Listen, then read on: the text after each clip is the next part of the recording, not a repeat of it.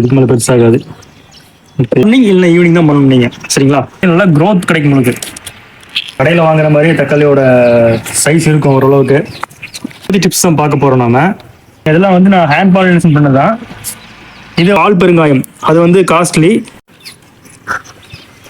கடையில் வாங்குற மாதிரி தக்காளியோட சைஸ் இருக்கும் ஓரளவுக்கு. சின்ன டிப்ஸ் தான் இன்னைக்கு. யூஸ் பண்ண எந்த அளவுக்கு இருக்குங்க தக்காளி செடி. ஸோ இதை பற்றி டிப்ஸ் தான் பார்க்க போகிறோம் நாம. அதாவது தக்காளி செடிக்கு பார்த்தீங்கன்னா ஒரு கரெக்டான இடம், அதாவது சூரிய வெளிச்சம் வந்து 6லேருந்து 7 மணி நேரம் ஆச்சு இந்த சூரிய வெளிச்சம் இருக்கணும். அப்பதான் வந்து செடி நல்லா க்ரோத் இருக்குங்க. அது போக சின்ன சின்ன விஷயங்கள் இருக்கு. இப்போ இதுல பாத்தீங்கன்னு வச்சுக்கோங்க, சும்மா செடி வந்து க்ரோத் ஆகிட்டே போயிட்டு இருக்கும். நிறைய பேருக்கு பூக்கள் வராது, க்ரோத் ஆகிட்டே போயிட்டு இருக்கும். அந்த மாதிரி உங்களுக்கு இருந்ததுன்னா அப்படின்னு என்ன பண்ணணும்னா, தேவையில்லாத கிளைகள் வரும் பாருங்க தெரியும், பெருசு பெருசா வந்துட்டு இருக்கும். இப்போ நம்மளுக்கு அப்படி இல்லைன்னா வெட்டிட்டு எல்லாத்தையுமே பாருங்க, இந்த செடியில் காட்டுறோம் பாருங்க, தெரியுதுங்களா? இந்த மாதிரி எக்ஸ்ட்ரா போயிட்டு இருக்கும். இதை நீங்க கட்டி விட்டுருங்க. பூக்கள் ஒரு இடத்த முட்டிங்கன்னா என்னன்னா, அந்த பூக்களுக்கு நல்ல சொத்துக்கள் போகும். இந்த எக்ஸ்ட்ரா தேவையில்லாதெல்லாம் அங்கே வந்து வெளியே போயிடும். எடுத்துட்டோம்னா ரிமூவ் பண்ணிட்டோம்னா தேவையில்லாத சத்துக்கள் வந்து இதுக்கு போகாம இந்த மாதிரி வந்து காய்களுக்கு போகும். அதனால என்னன்னா தக்காளி நல்லா க்ரோத் கிடைக்கும் உங்களுக்கு. ஓகேங்களா? அடுத்து வந்துட்டு பூக்கள்.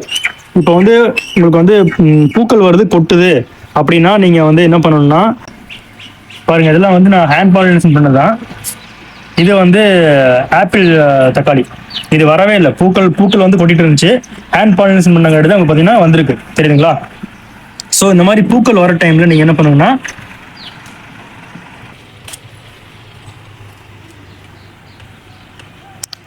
இந்த மாதிரி தட்டி விடுங்க.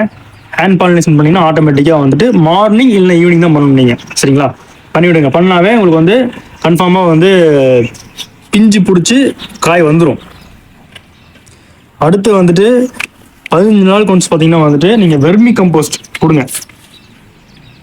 Vermi compost. அதுக்கப்புறம் வந்து ஒரு வாரம் கேப்ல வந்துட்டு பூச்சிகள் வருது, அப்புறம் வந்து பூக்கள் வர டைம்ல நீங்க வந்து மீனமிலம் அடிங்க. மீனமிலம் வந்து ஒரு சிலர் வந்து ஸ்மெல் அடிக்குன்னு சொல்லிட்டு யூஸ் பண்ண மாட்டாங்க. அதுக்கு பதிலாக நீங்க வந்து இது பண்ணலாம்,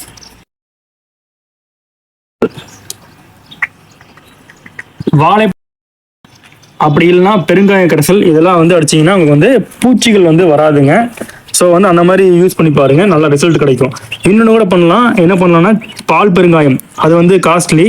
பெருங்காயம் இருக்கு பார்த்தீங்கன்னா, அதை வந்து நல்லா உடச்சி இந்த இடத்துல வேறு பக்கத்தில் வச்சிங்கன்னா, அந்த மாதிரி வச்சிங்கன்னா பூச்சிகள் வராதுங்க. அதையும் ட்ரை பண்ணி பாருங்க. நான் ஆல்ரெடி வந்து வச்சிருக்கேன், அவரை செடிகளை வச்சிருக்கேன். அது ரிசல்ட்டும் வந்து ஒரு சில நம்ம கார்டனிங் பார்த்து அவங்களுக்கும் நல்ல ரிசல்ட் வந்துருக்குது. ஸோ வந்து தக்காளிக்கு இதுதான் வந்து நம்ம மெயினான இது. ஓகேங்களா? ஹார்வெஸ்ட் பண்ணிடலாம்.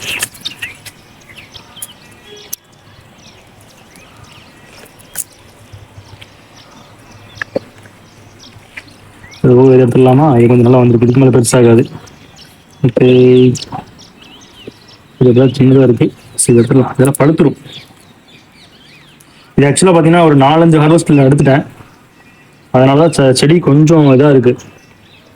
அதே மாதிரி 2-3 ஹார்வெஸ்ட்க்கு அப்புறம் நீங்கள் வந்துட்டு 2-3 ஹார்வெஸ்ட்க்கு அப்புறம் நீங்கள் வந்து நல்லா வந்திருக்கிற பழத்தோட எடுத்து வைங்க. உங்களுக்கு வந்து அதை விதை சேகரித்து அந்த விதையை நீங்கள் வந்து போட்டுக்கலாம், நல்ல ரிசல்ட் கிடைக்கும்.